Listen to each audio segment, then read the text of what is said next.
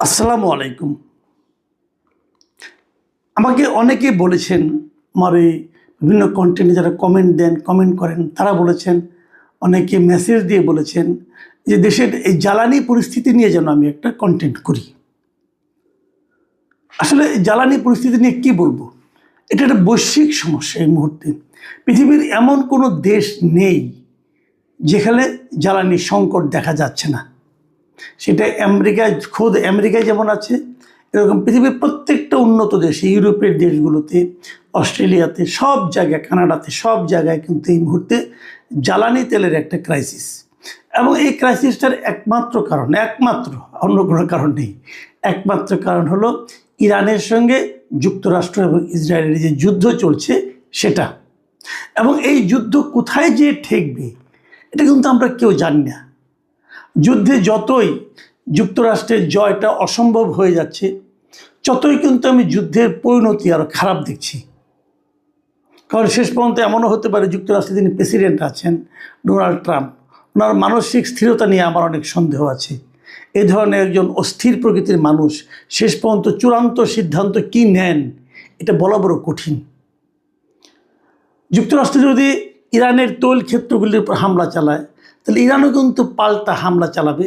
মধ্যপ্রাচ্যের যুক্তরাষ্ট্রের যারা নাকি মিত্র শক্তি আছে, যেমন আপনার সৌদি আরব অথবা কুয়েত, এই যে দেশগুলো আছে তেল সমৃদ্ধ দেশগুলো, তাদের উপরেও কিন্তু ইরান আঘাত হানতে পারে। যদি সেরকম আঘাত হানে, তাহলে কিন্তু মধ্যপ্রাচ্য থেকে যে তেল পাওয়া, এটা কিন্তু দীর্ঘ দিনের জন্য ক্ষতিগ্রস্ত হয়ে যাবে। কাজেই তেল সংকট, এটা কারণটা যেমন আমরা জানি, আগামী দিনগুলোতে তেলের কী হবে এটা আরও ভয়ঙ্কর হবে। এটা নিয়ে নতুন কোনোভাবে কোনো দেশের সরকারের যোগ্যতা অযোগ্যতার ব্যাপারটা কিন্তু এখানে নেই। এটা সারা দুনিয়ারই একটা সমস্যা হবে।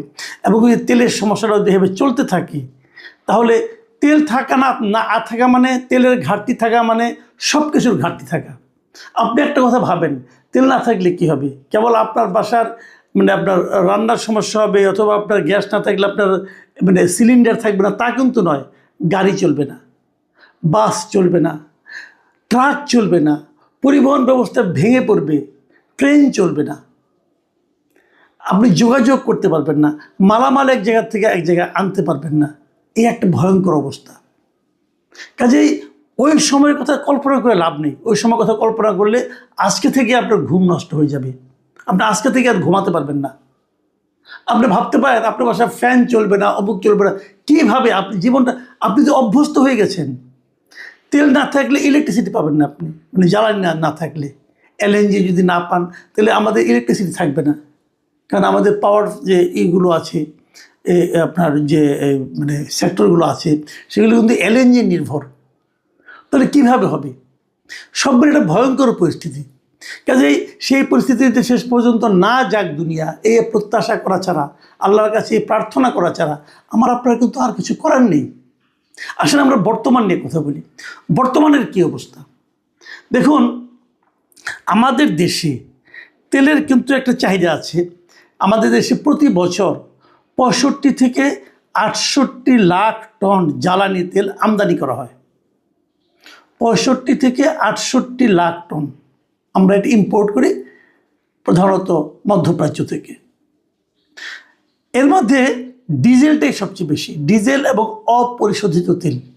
যেটা অপরিশোধিত তেল আসে, ক্রুড অয়েল যেটাকে আমরা বলি, সেটাই আমাদের রিফাইনারিতে ওখানে রিফাইন করে ওখান থেকে আবার আলাদা আলাদা করে ভাগ করা হয়।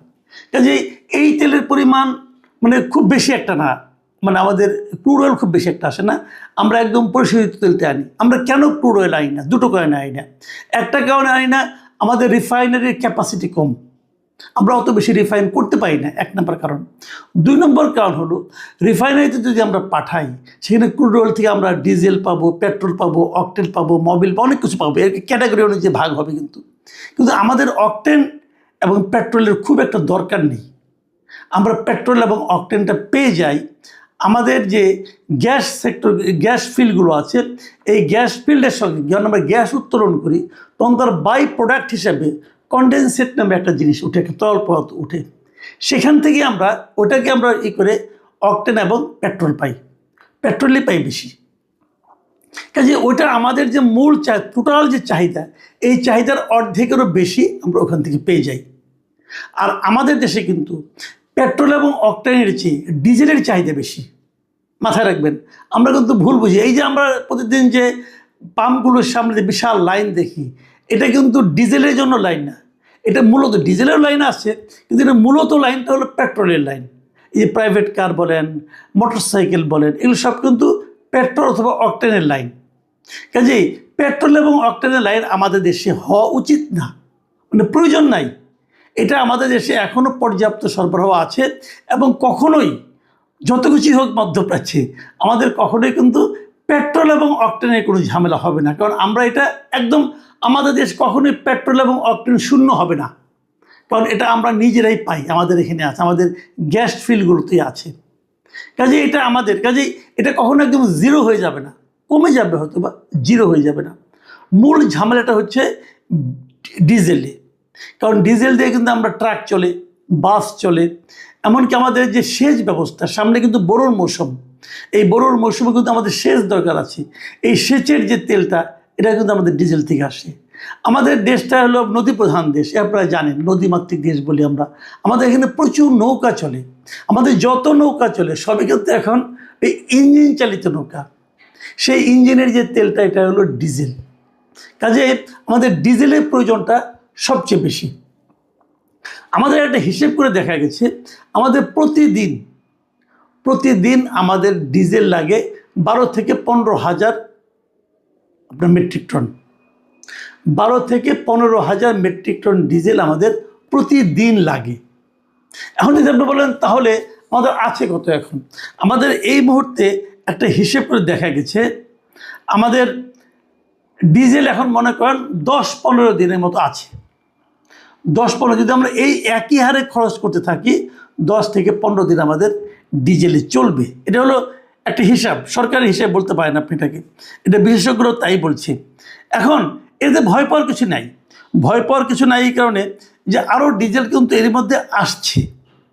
এর মধ্যে আজকে সর্বশেষ যে খবরটা পেলাম যে চট্টগ্রাম পোর্টে সিঙ্গাপুর থেকে একটা জাহাজ ভর্তি ডিজেল এসে পৌঁছেছে। কাজেই একদিকে খরচ হতে থাকবে, আরেকদিকে আসতে থাকবে, এই ধরনের একটা নিজস্ব কিন্তু আমাদের একটা ব্যবস্থা আছে।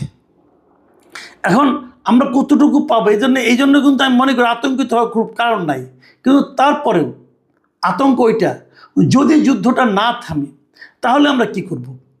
এখন আপনি বলবেন তাহলে এত ভিড়টা আমাদের কেন হলো, এর কারণ কিন্তু আসলে আর কিছু না, এর হলো মানুষের মধ্যে একটা আতঙ্ক তৈরি হয়েছে। এই আতঙ্কটা তৈরি করার জন্য সরকার দায়ী, সরকারের জ্বালানি মন্ত্রণালয় দায়ী, সরকারের জ্বালানি মন্ত্রী দায়ী। উনি কিন্তু মার্চ মাসের শেষ দিকে উনি নিজেই ঘোষণা করে বসে আসছিলেন যে এখন থেকে তেলের রেশনিং করা হবে। এই যে রেশনিং কথা উনি উচ্চারণ করলেন না, এটা উচ্চারণ করেই মানুষের মধ্যে একটা উনি আতঙ্ক, প্যানিক ঢুকিয়ে দিয়েছেন, এবং মানুষ এরকম আতঙ্কিত হয়ে এরকমভাবে তেল কেনা শুরু করেছে। যার আগে দেখতেন আপনি একটা মোটরসাইকেল যে চালায়, তার ট্যাঙ্কে হয়তো 10 লিটার তেল আটে, সে কিন্তু 3 লিটার তেল দিয়ে ঘুরতেছে, কোনো সমস্যা নেই। এখন আপনি যত লোক মোটরসাইকেল চালায় খবর নিয়ে দেখেন, কারো ট্যাঙ্কি কিন্তু খালি নাই। ধরেন 10 লিটার তেল ভরলো, 2 লিটার তেল ফুরিয়ে গেল, সে আবার কিন্তু বাসায় যাওয়ার সময় আবার যা লাইনে আধা ঘন্টা 2 ঘন্টা দাঁড়িয়ে থেকে ট্যাঙ্কিটা ফুল করে নিয়ে যায়, কারণ তার মধ্যে ভয় ঢুকে গেছে যদি কাল থেকে আবার তেল না পাই। কাজে সবসময় ট্যাঙ্কিটাকে ফুল রাখি। এই যে টেন্ডেন্সিটা, এটার কারণে কিন্তু এখন আপনি লাইনগুলি দেখতে পাচ্ছেন।